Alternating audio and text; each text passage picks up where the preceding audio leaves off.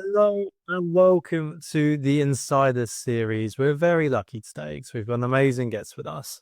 And I hope everyone's ready for this. This is Music Law Made Simple, a masterclass for myself, Josh Robinson, and the incredible Stacey Haber from the music firm. Today, we're going to be cutting through the legal jargon and make music law actually understandable for artists, creatives, and anyone that's ever wondered how to protect their work. This is it. This is the big thing. So, Stacey, how did you get into this work and why are you passionate about it? It was an accident. I wanted to do film and television, and I got placed with the wrong firm on an internship when I was still in law school. And I loved them, and I loved it, and I just never left. That's unbelievable. What way to start? I mean, that's some story. I'm gonna ask some questions and we're gonna open up to our lovely eyes so they can ask them at the end as well. Stacey, what's the biggest myth musicians believe about copyright that's actually completely wrong? That you have to register it. Copyright exists from the moment that it's created, the moment that it's tangible.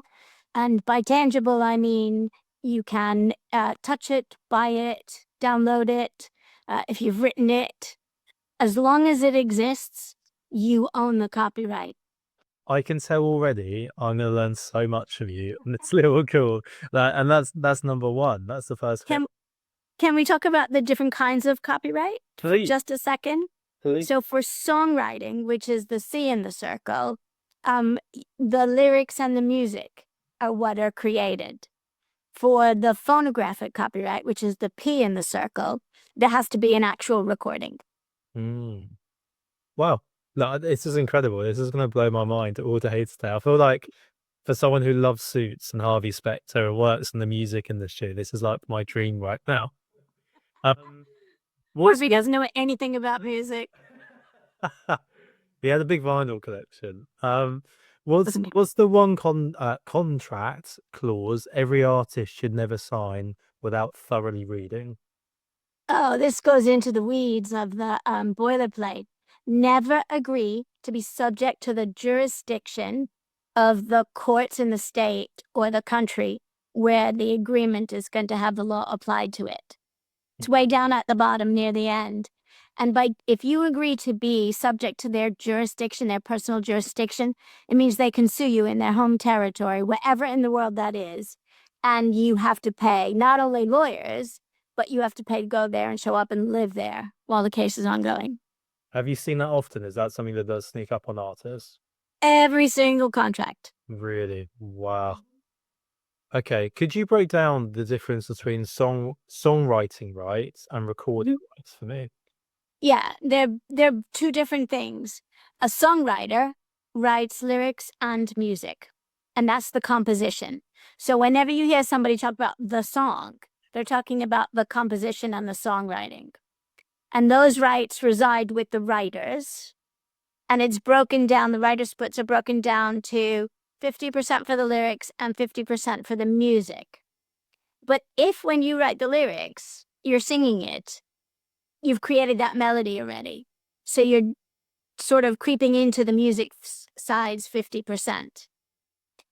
And you can remember composition, C in a circle, same words. I like to use pie to remember everything. So I always think of a composition as cherry pie.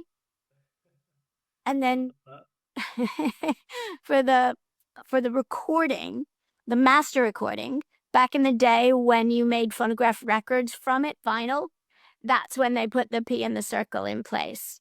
So anytime you see a P in a circle, it's only for the recording. And the recording is owned by the artist until they sign a record deal.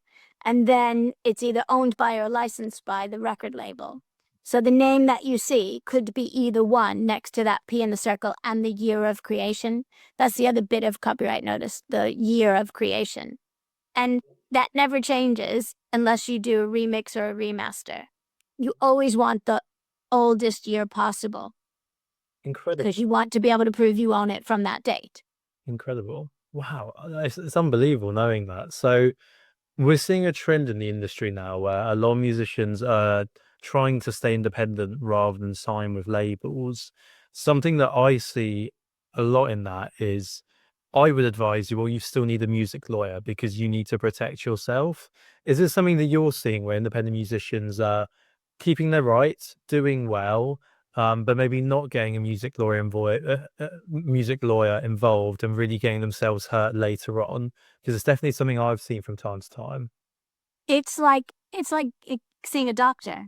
Yeah. If you get somebody involved before there's a problem to lay the groundwork, set the road, then you probably won't need one later because there won't be a problem. Yeah. Um, if the first time you approach a music lawyer is when you're trying to get out of a deal or when you realize that you're not getting paid because you did a bad deal, then you don't really have the money to pay them to get you out of the bad situation.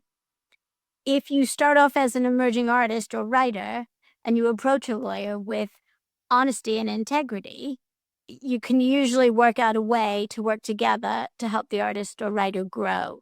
I work with a lot of unsigned artists who have no intention of getting signed, but still want to know how to grow their career and protect their rights.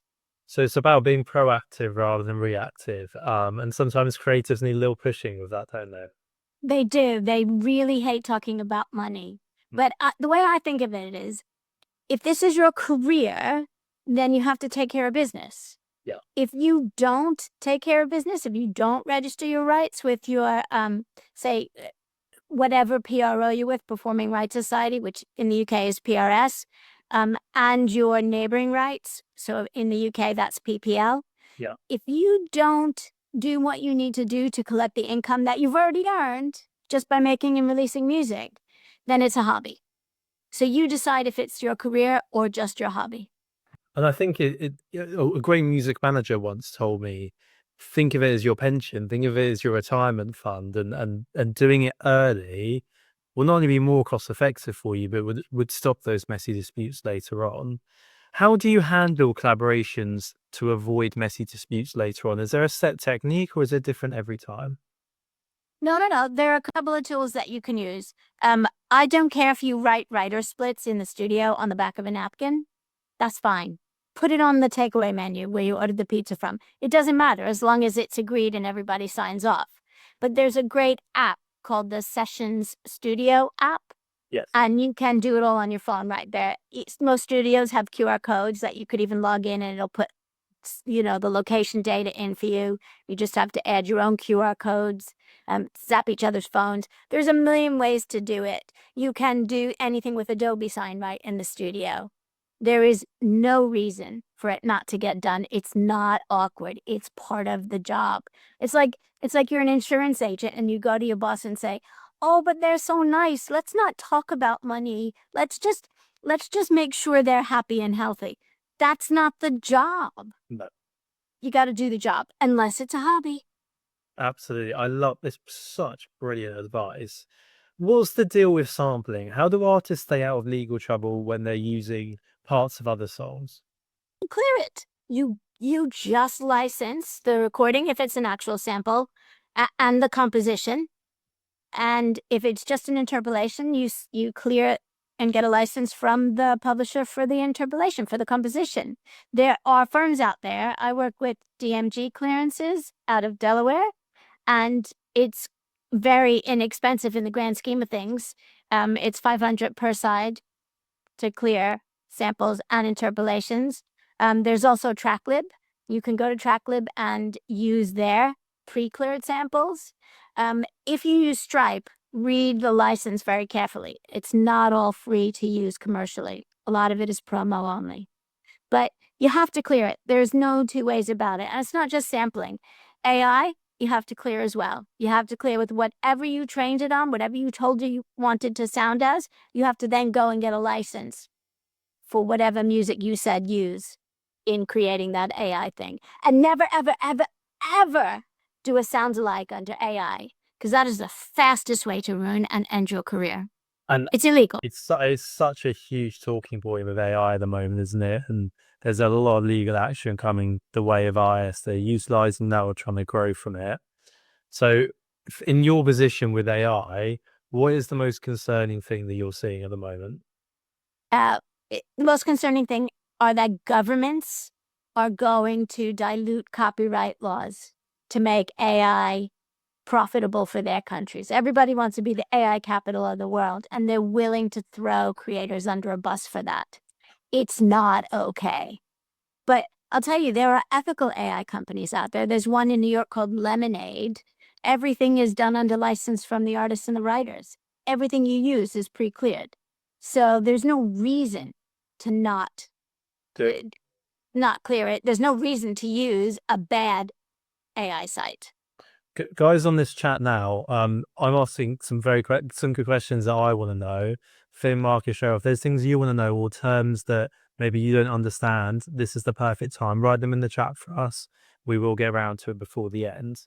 What I want to ask is, what's the weirdest legal question you've ever been asked by an artist? It wasn't put to me as a question. It was thrown at me on the first day of class because I designed and taught a master's module for one of the universities on creating income in the music industry. And the question was, I can download music. Why should I ask permission to use it? Meaning sample it. How did he get through his bachelor's without understanding copyright existed? To me, that was epic failure of the education system. I think this should be taught in grade school. Yeah, I completely agree. I completely agree. So for some artists who will be watching this back, if they're starting out, they don't have a manager, they don't have a booking agent, they don't have a label, what are legal basics should they understand to absolutely protect themselves? It depends on how they create.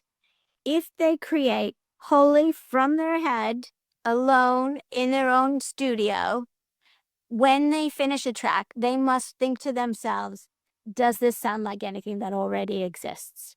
And let me tell you, it's okay if it does. You just have to figure out why and how and whether it's too close.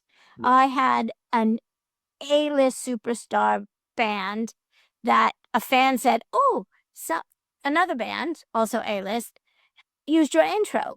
So they hired me to go after the other band. And I said, get a musicology report first. And they said no. So I spent my own money to get the report. And it turns out that that intro was first used 3 years earlier than my client by the same band in another song that wasn't a hit. So they just took their own intro and reused it. And of course, I got then fired by my client for even suggesting that he stole somebody else's music. But he didn't sue, which means he didn't end up with the other side's legal bill when he lost. So that's crazy. So the most important thing is to be honest with yourself about whether it's original or not.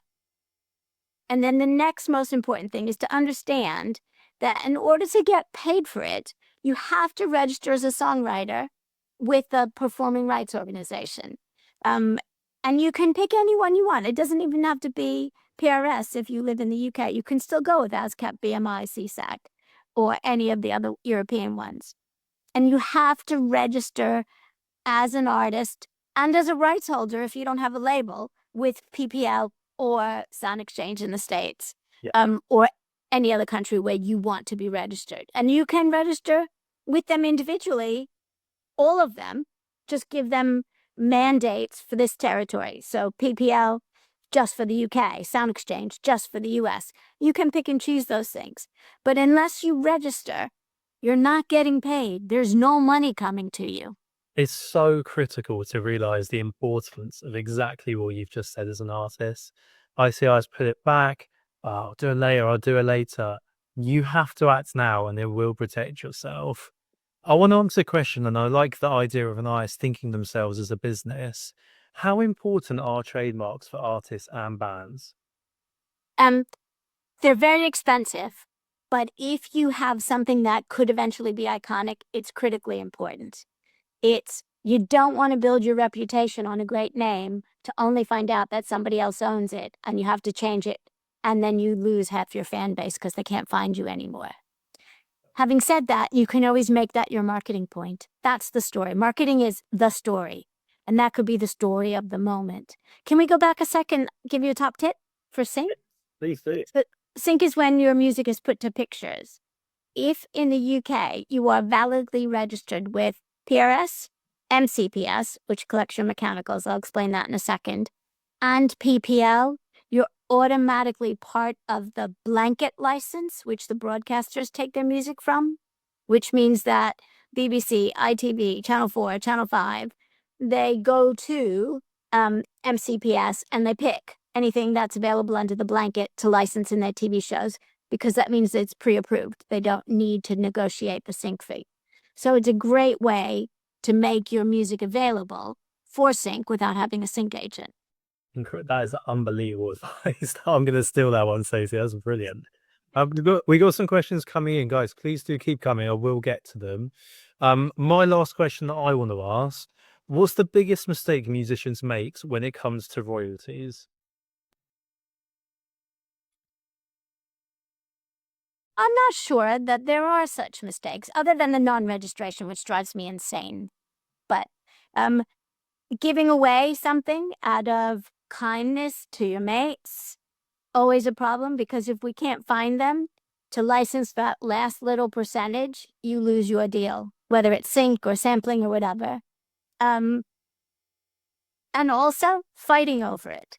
It is so much better to leave the studio with the splits agreed than to keep discussing it for months and never coming to an agreement, because you've just killed your music. It's unusable. Incredible advice. Okay, right. I'm going to move on to the questions for you guys. You're here, and you want to ask Stacey? Absolutely, I would be the same. Cheryl was asked: is there anything you can advise artists who perform or record covers for social media? Is there anything they need to be doing before putting it out there? Great question.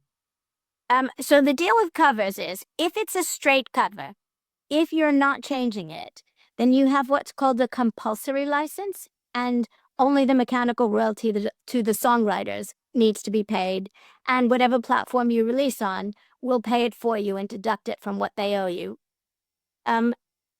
If you change it, and I don't mean change the genre, or not even necessarily the beats per minute, if you change the lyrics, then you need a special license, because it's no longer a straight cover, and it can be unapproved by the publisher or the original songwriter. They can say no. So I've had that a couple of times where someone inserted swear words. It wasn't the problem that they changed a middle of the road song into a rap. That was perfectly fine. But saying that their audience only understood swear words, and so they needed to use that was a step too far for the original songwriter. I have one client who, he's called Swimmingly, and he was did a little record deal with Warner's. They asked him to do, in his singer-songwriter style, sad covers of really big pop tunes like Kiss and AC/DC and Bear's Den. And it was really interesting. They were straight covers, just in a different style. Incredible. My favorite cover is Youngblood's Time in a Bottle. It's amazing. And so, yeah, he's absolutely grown into himself, hasn't he? The fan base is incredible, and obviously all the bits of Ozzy Osbourne recently is he's got such a loyal fan base. I like the way he holds himself. He's really about the people and keeping things affordable. And I know he did a big street pie in London recently, which did incredibly well. But yeah, he's definitely got a good team around him, hasn't he, Stacey, to tell him what's what. Well, I think he manages the team. Yeah. I think he tells them what's what, and they go, yeah, I support that. Good people. Right, Finn has asked, as an artist who sometimes works with producers who license tracks out to me, where I then write melodies, structure, change certain aspects, and add other music to those tracks, where do splits come in under those things? I understand that it's essentially down to the contract. Is there any general coverage with those percentages? Yes. So I have quite a few artists who do top lines as well. They get given the music and then they write lyrics on top, and it's 50-50. And you make sure you have an agreement that says you administer your own share of the publishing for those lyrics, because you don't want them being able to do deals without your approval. You want to do your own deals.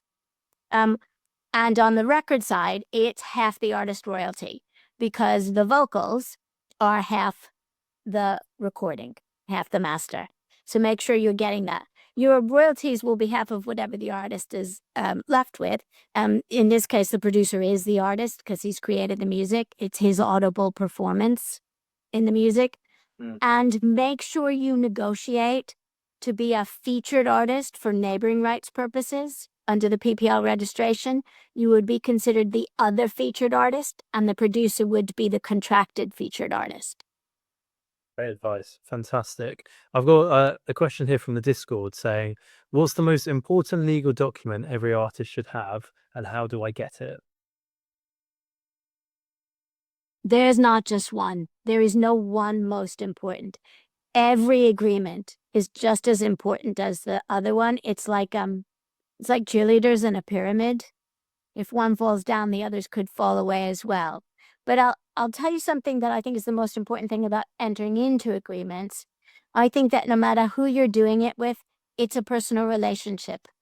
Whether it's a major label, major publisher, indie, or just someone you're in a room writing with for the first time, you want to make sure that the fighting over the agreement does not sour the relationship. Absolutely. And what's your advice for artists who are starting or feeling overwhelmed by the amount that they need to do here? What would be some really nice first steps for people? Would it be just to go speak to some lawyers or someone like yourself? What advice would you give? Yeah, I mean, anyone can reach out to me at any time. I'll answer any questions for free. Just don't ask me to do any work. I love that. But if you think that this is overwhelming, then you clearly haven't worked at McDonald's, because that is overwhelming, if you ask me. You clearly haven't worked as an accountant. That's overwhelming. This is stuff you know. This is stuff you can learn and understand. This is stuff in your own language. So don't be afraid of the business side of this, because there's books out there that could teach it to you. There are people out there that you could ask. It's be afraid of the things that you don't know and understand. And there's a lot of jargon, and acronyms. I'm sorry I said PRO. I did define it, but if you forget what I said, we can always Google it, and you can find it. And that's something else as well. Anytime you need a template agreement, ask me. I'll give you one. Fill in your own blanks. You don't have to pay me for that. Incredible. Amazing support as well, Stacey. How can artists make sure they're paid properly when their music is streamed or licensed? I think I know the answer to that, but I want you to answer. I bet my answer's not the same. You can't. Unless you have a great accountant and audit everybody who's paying you, all you can do is have an agreement and try to see that it's stuck to. You have to learn how to read accounting statements. Everybody sends you an accounting statement. PRS will, PPL does. Your distributor, whoever they are, will send you an accounting statement. Learn how to read it, and then you'll know if you're getting everything. And it's something as simple as clients go into shops all the time, and if they hear their music being played and they don't see that store listed in their PRS and PPL statement, they speak up and they say, I heard my song being played on rotation in Topshop. Does Topshop still exist? I don't know. But it's that kind of thing. Absolutely. Finn said, thank you for answering, which is really nice. He said, one thing from me, any major red or green flags that artists should look out for with contracts, whether that's managers or labels, etc. Yeah. Anyone who sends you something that's written in legalese and is more than 5 pages, walk away. They're trying to hide something. They want you to not understand and be dependent upon them. There's no reason for it anymore. What unbelievable advice. Stacey, before we leave you, thank you so much for coming on. If artists want to come and contact you, they want some support and help, what's the best way to do it? And is there any advice you'd like to leave us on? They can reach me at Stacey, STACEY, at themusicfirm.co.uk, and make sure they mention your name or this podcast. And the biggest tip I have is to treat it with respect. If you respect your career, it will respect you back, and never be afraid to ask for help. Incredible. Absolutely incredible. Guys, can we all say a big thank you, Stacey, whether you're on the Zoom or in the Discord community? Stacey, it's been such a pleasure. Thank you so much for coming on to the Insider series. It's been fun, thank you. Your questions were fabulous. They were really good. I appreciate that. Everyone's saying thank you in the chat. Thank you so much and have an amazing evening, guys. We'll see you soon. Thank you, Stacey. Thanks, me too. Bye.